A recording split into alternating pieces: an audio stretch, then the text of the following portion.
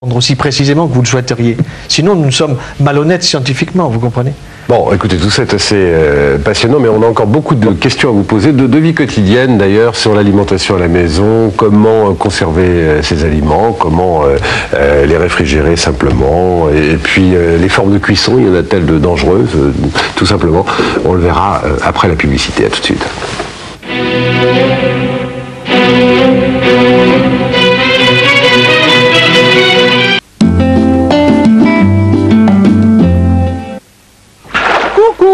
Sort d'un champ de céréales, Ovomaltine. Riche en vitamines et en sels minéraux, c'est un régal, j'y retourne. Céréales à boire, Ovomaltine. C'est sûr.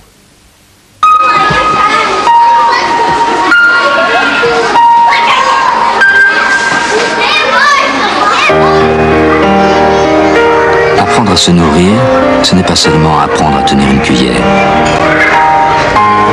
La qualité et la diversité de ce que nous mangeons peut faire de notre alimentation notre première médecine. Pour y parvenir, il faut réapprendre à manger. Il n'est jamais trop tard. Surtout quand on a 3 ans.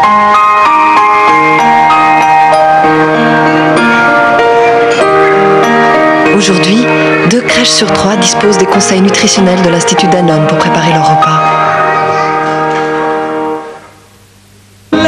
La Ford Mondeo a été élue voiture de l'année 1994. Mondeo, première voiture européenne à proposer l'airbag Ford et l'air conditionné de série. Mondeo Techno, suspension à amortissement piloté, ABS et anti-patinage de série. Mondeo, voiture de l'année 1994. Sanogil Système Nuit rend la nuit vraiment bénéfique pour vos dents. Sanogil Système Nuit, le premier dentifrice spécial nuit.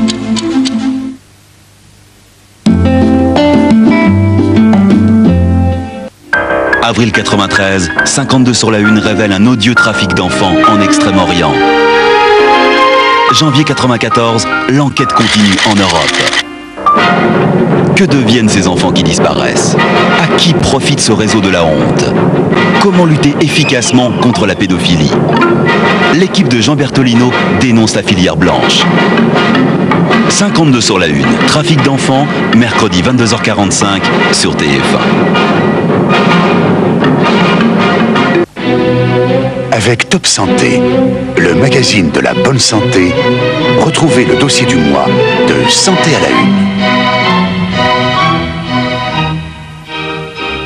Alors, retour sur le plateau de Santé à la une avec la suite de l'alimentation et la santé, donc thème de ce soir. Alors, on a vu donc que précédemment, on pouvait considérer qu'on était relativement bien protégé concernant l'hygiène et la qualité des aliments que l'on retrouvait dans notre assiette. Mais moi, la question que j'ai envie de vous poser à tous, messieurs, si effectivement les précautions sont prises au niveau industriel, au niveau contrôle, est-ce que les erreurs, ce n'est pas nous qui le faisons à la maison? C'est-à-dire, une fois qu'on a acheté le produit, une fois qu'on va le placer dans son frigidaire, est-ce qu'on ne prend pas quelques risques à les garder quelquefois un peu trop longtemps ou à dépasser certaines dates limites, par exemple? Monsieur Fricker. Ah oui.